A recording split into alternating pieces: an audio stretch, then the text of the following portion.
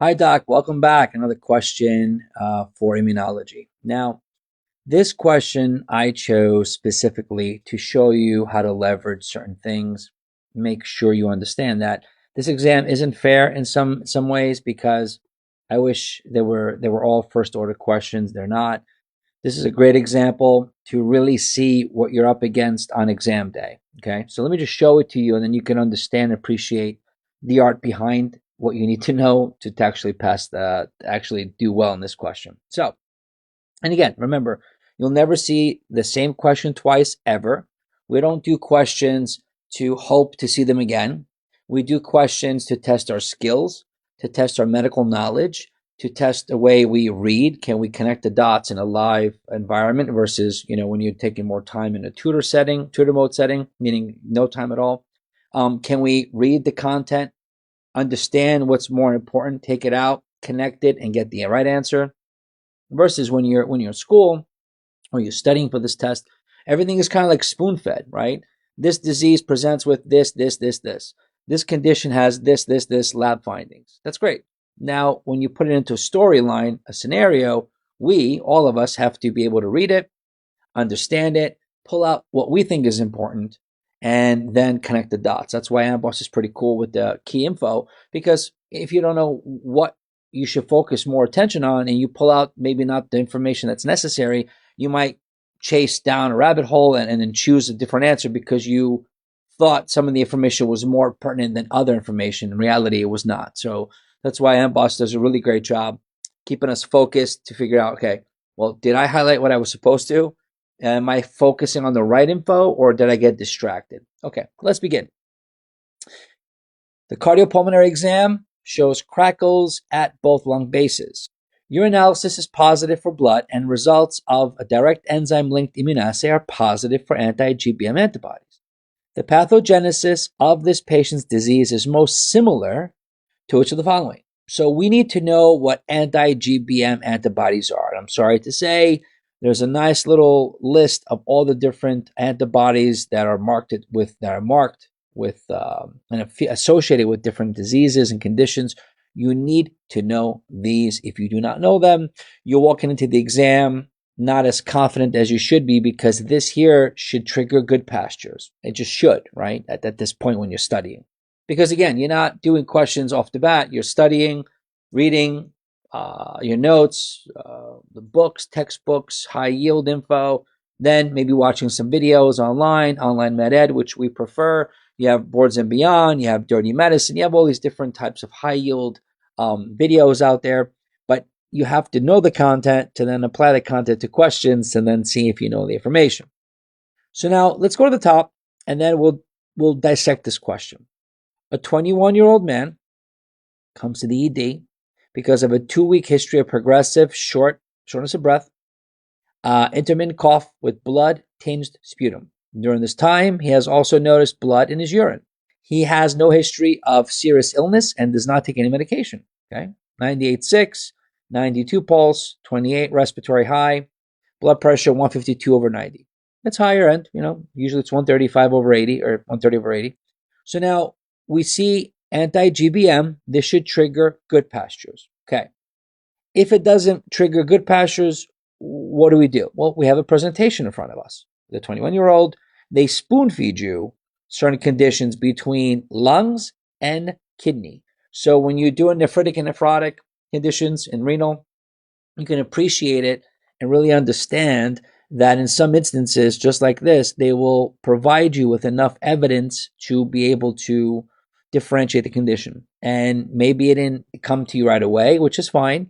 But when you have blood-tinged sputum, obviously a lung issue, and also blood in the urine, kidney issue, good pastures is on your differential list.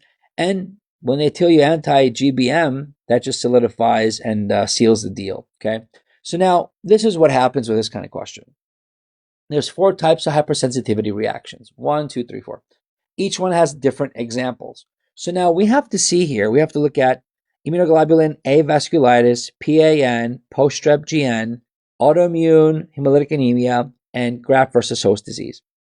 This is a very challenging question because we need to know what these are, and these all are examples of some hypersensitivity reaction. Knowing good pastures, we also need to know what good pasture is an example of. Good pasture is an example of type 2 hypersensitivity. The way I remember it, good pastures, even though it's spelled out in one word, I think of good pastures. So it's two words, just like Myasthenia gravis, Pemphigus vulgaris, Bullous pemphigoid. You see the routine? You see the little technique? It's two words. So that typically is type 2 reactions. Now, there's always some exceptions, obviously. For example, AIHA is a type 2 reaction. All the transfusions are type 2 reactions.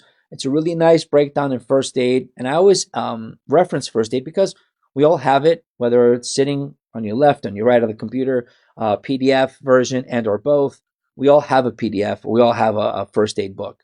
And it's a really nice condensed, saturated version of all the high yield information you're responsible for.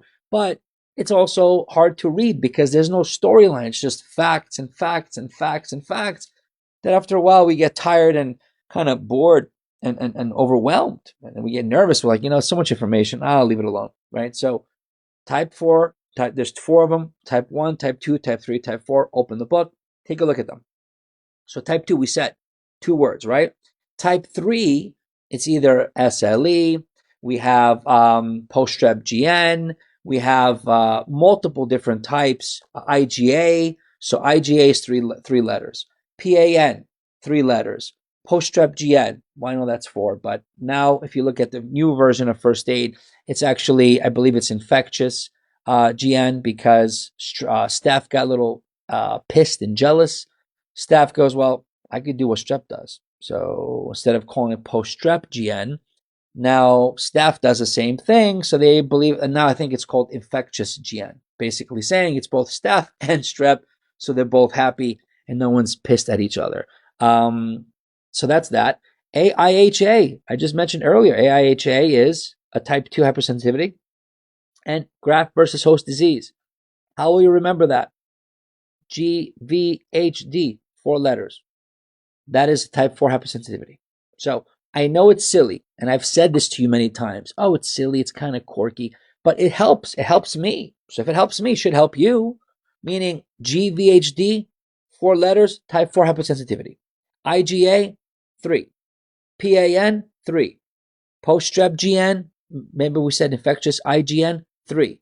AIHA, I know that's 4 letters, but that's obviously sometimes there's exceptions to the rule. So AIHA would be a type 2. So you see, even if you didn't know, for example, let's say you didn't know that anti-GBM is good pastures. Okay. Looking at these 3, this, and this falls under the category as type 3 hypersensitivity reaction examples. So by default, they have to be all 3 out. You can't choose one versus the other because they are all examples of type 3. Now you're down to 2. AIHA, which is type 2, and GVHD, which is type 4. So realistically speaking, if you didn't know about this being good pastures, you're pretty much down to using the skill of, well, these are all in one category. This can't be the answer. You're down to 2, either this or this. And then either try to get an estimated guess or choose whichever one you feel is possibly the right answer. But now that you know that, well, this is good pastures, and we said good pastures is a type 2 as well as other examples. And if you have your book open now, you can look at the examples listed right there. And then type 4, GVHD. So graft versus host disease is type 4. Acute is also type 4, acute rejection. Then you have, I believe, TB, right? PPD testing, contact dermatitis. It's all listed there for you in type 4. Type 3, we have serum sickness, authus reaction. So as you keep doing more questions and you answering more questions, you'll feel more comfortable with the content. And I'm telling you, open the book, put it in tutor mode, right? Pause the video every so often. When I'm talking, just pause it. Work through it yourself. These are techniques. So see this case, point of entry, good pastures. Right away, you think it's a type 2. Look at the answer choices, okay? Even if you didn't know what this was, knock out 3, you have 50-50 chance because these cannot be. They're all in the same category of a type 3 hypersensitivity. At the end of the day, AIHA, 2. GVHD, type 4. Knock this out, the answer is this. So I know it can be challenging, especially if you're not familiar with the examples, but become familiar, okay? And you see when you read the answer choices, which I always emphasize, you have here other examples of type 2. Hemolytic transfusion reactions. All the transfusion reactions are type 2. Bullous pemphigoid, pemphigus vulgaris. Now there's more. When I said myasthenia gravis, there's a lot more than just these two, right? And I believe also rheumatic fever is type 2, and then type 3 is rheumatoid arthritis, reactive arthritis. The way I remember that is rheumatic fever has two letters, two E's, and then beneath it, because I'm also very visual, so when I look at the charts or tables in first aid, I can picture where everything is placed. The type 3 one has two RAs. One is rheumatoid arthritis, and underneath is reactive arthritis. So you see, if I know rheumatic fever is type 2, because it's two E's in fever, by default, the RAs are in type 3. So again, it might be challenging to follow me sometimes when I pitch this to you, but I do it because I care. I do it because there's so much information you're responsible to know that memorization, it will not work for you. I mean, if you were able to memorize, you want to be watching these videos now, you would have passed your test and moved on. It is very difficult just to memorize. That's why we go to school for 2 years, 2 more years in rotations. You see patients in the hospital because it's a lot easier to see a case, understand what the case is about because you're hands-on, you're seeing it, right? So picture these scenarios as cases. So you study, reading your books, watching the videos, reading PDFs and first aid. And then when you're answering questions like now, you're actually seeing a case. You're seeing a patient, right? So at the end of the day, 33% chose this. Very challenging question, but that's why I bring it up to you, to your attention, so you realize that one question you can go over these 3 answer choices, which are type 3. This is type 2. This is type 4. And I promise you, when you go through each one, you'll realize and appreciate what other examples they have of the different hypersensitivity. So you need to know the examples of each. You need to know what each one really is, the pathogenesis, the mechanism behind it, why type 1 is type 1, why delayed is type 4, why serum sickness is serum sickness. And I promise if you do that, better chances on getting points because these are little details that people don't focus on. So ideally, GBM is here. So ideally, anti-GBM, no, it's good pastures. The presentation, if you didn't know this way, seeing the lungs and the kidney would then trigger good pastures. And whether you did this in renal before, which you probably did if you're studying for STEP, or you're doing it now in immuno, you can appreciate that every hypersensitivity has different examples. So take your time on it. 1, 2, 3, 4. Just like I've said before, there's different topics in every system, every area that it's limited. There's only 4 hypersensitivity reactions. So if you know all 4, you're good. Even if you know 3 of them, by default, the 4th is the one that you left out, right? So if you can knock out 3 by exclusion, the 4th is the 4th one. So take that concept, that method of learning, and apply it to everything else out there. For example, RTA, there's 1, 2, and 4. Glycogen storage disease, there's 5, right? Nephritic, there's a couple of diseases. Nephrotics are the other ones. So every system has points of entry to leverage, just like this. If you think this way, it's more doable, it's more fun. I'm saying more fun. It's more fun. And, you'll pass your test and move on to step 2 and bigger, better things. Okay. So overall review, hypersensitivity reactions, very, very important. Examples are huge. Understand them because they will come up on the exam. All right, guys. Thank you so much. I'll see you on the next question.